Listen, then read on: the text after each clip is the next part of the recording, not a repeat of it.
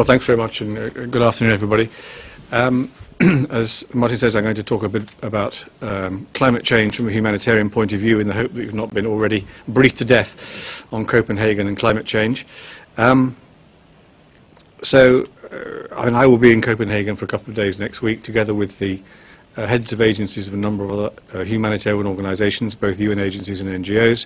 There will be a humanitarian day on Tuesday the 15th of December, again to draw attention to the humanitarian consequences of climate change and what humanitarian organisations are hoping for from Copenhagen. So let me try to say roughly what it is we are hoping for.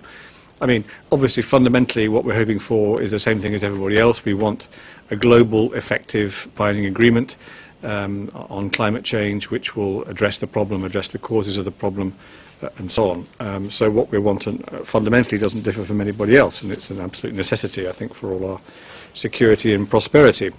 But our particular angle on it is that when we talk about climate change, and from our point of view, when we talk about climate change, we're not talking about something which is a future threat.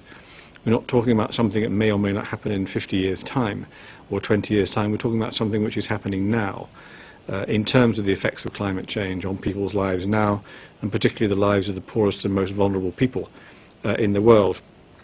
So what do I mean by that? There are several angles to this. I mean, some are more immediate than others, but the most immediate, in a sense, is the increasing numbers of disasters and the increasing intensity of disasters which we're seeing around the world. As I've often said, you can't attribute any one disaster, any one event to climate change, because the causal link is not that clear. But when you look at the trends of the number of disasters and the number of disasters which are climate related, the trends are very clear. It is exactly what the scientists told us we should be expecting, and it's exactly what is happening. And the point about that, in a sense, is that it doesn't matter what's agreed in Copenhagen in that sense, because those effects will be with us for 50 years at least in an accelerating form. So we are dealing with something which, as I say, is a real problem. It's not just a question of the temperature change, it's a question of the changing patterns of the climate.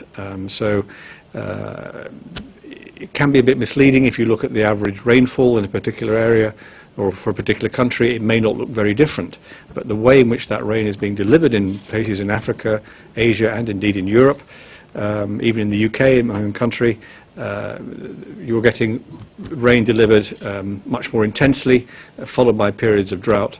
And this is, of course, immensely disruptive and indeed disastrous for people when it happens in that way, plus the heat waves, which drives the forest fires, the extra storms, the extra hurricanes, more of them, more intensely, and so on. And, of course, one of the fundamental issues, which is going to be drought.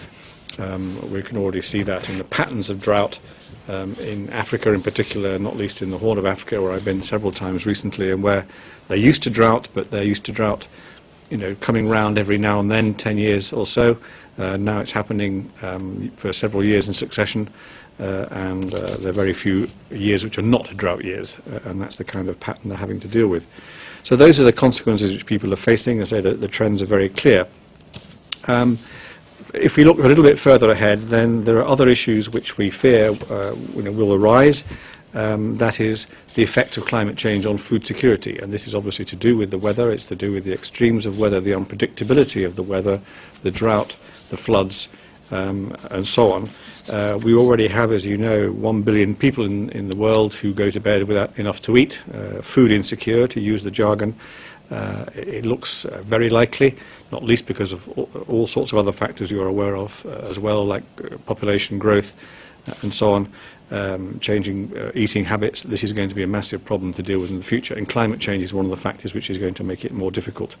For example, if you imagine that in parts of sub-Saharan Africa, rain-fed agriculture, and most of it is rain-fed agriculture, I think 94% of it is rain-fed agriculture, that sort of production is projected to halve by 2020 because of the changing patterns of rainfall. So food security, food production is one of the areas of great concern for the future. Public health risks are another area of concern. Some of the main diseases are highly sensitive to climate and temperature. Malaria, dengue fever, and others can be expected to be spreading to new areas where they haven't been seen before or haven't been so prevalent before. Again, we need to make sure we can cope with that, that we have the right infrastructure in place. So for all these reasons, as I say, these are effects which are happening to people right now, happening particularly to the poorest and most vulnerable. So what is it we want particularly out of Copenhagen to deal with that? Our particular concern is that the focus should not just be on mitigation, that is the reduction of emissions. The focus should be on adaptation.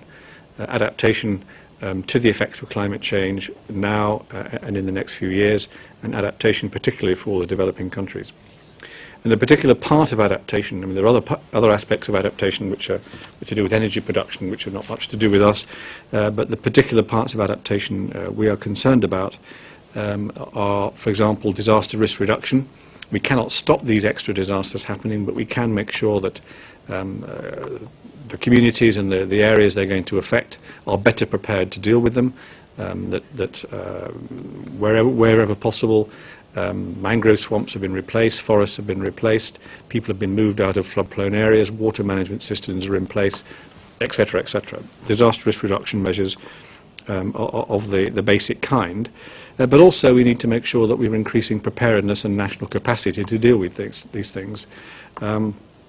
One of the things that concerns us is that preparedness, while vital, is often neglected, is often underfunded, and so we hope that whatever adaptation funding is in place, and we hope that there will be a significant adaptation fund. I don't think there will be an agreement if there is not, and you've seen the figures of the short-term funding, which we hope will be available, $10 billion a year for 3 years, if I got that right.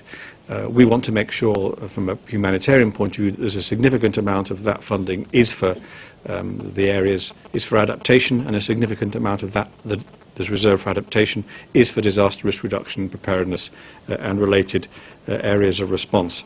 So that's our particular concern, to make sure that that funding is available, adaptation is taken seriously in the negotiations, and that the existing funding mechanisms, whatever new mechanisms may be created, the existing funding mechanisms are also made proper use of. So those are the messages we'll be taking to Copenhagen next week. They're not new messages, they're messages we've been trying to repeat for the past year, but we need to make sure that they continue to be heard amidst the cacophony, as I'm sure there will be in Copenhagen next week as well.